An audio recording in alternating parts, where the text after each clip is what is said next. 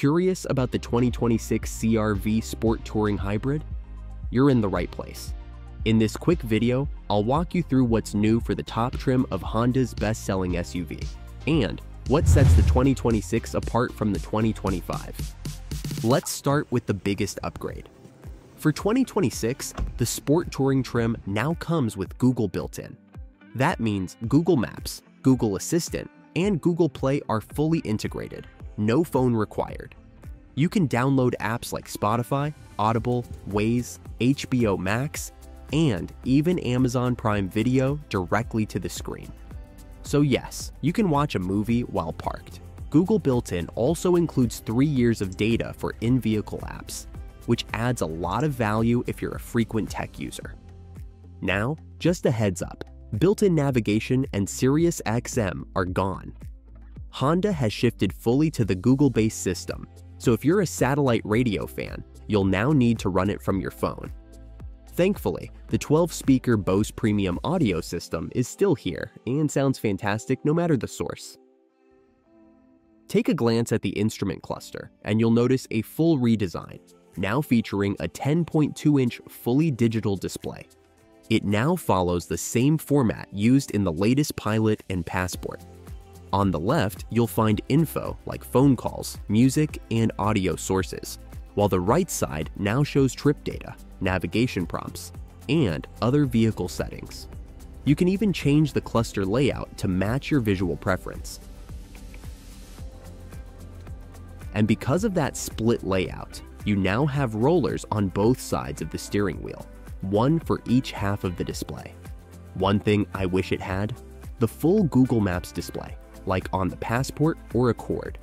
Instead, it still just shows directional arrows on the CR-V's cluster. On the outside, a couple subtle changes stand out. The window trim and tailgate badges are now black instead of silver chrome, giving the CR-V a sleeker look. And inside, the leather upholstery is now a bit darker than before, and the stitching switches to a dark contrast instead of the previous light gray. Color options remain unchanged, and the interior themes are consistent with the 2025 model. There's still no panoramic sunroof, no spare tire, and no power folding or memory-linked side mirrors. So if those are must-haves, just keep that in mind. There's also a new perk tied to remote engine start. Now you can customize your heated seat settings. By default, both the driver and front passenger heated seats turn on when it's cold. But in case you usually drive solo, you can go into the settings and turn off the passenger seat heater for remote starts. And speaking of personalization, you now have driver profiles, a feature pulled from the Accord.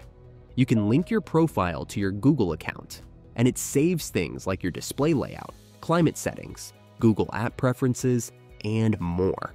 Super useful if more than one person drives your CR-V. We'll dive deeper into this feature in our upcoming tips and tricks episode, so stay tuned. Everything else that made the 2025 Sport Touring so attractive is still here.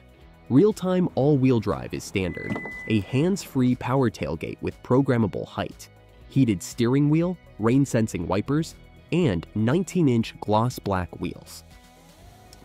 A customizable 5-mode drive system, now with an added individual mode that lets you tailor the vehicle's throttle, steering, and more to your own preferences. Finally, wireless Apple CarPlay and Android Auto are still on board if you prefer your own phone to Google's ecosystem.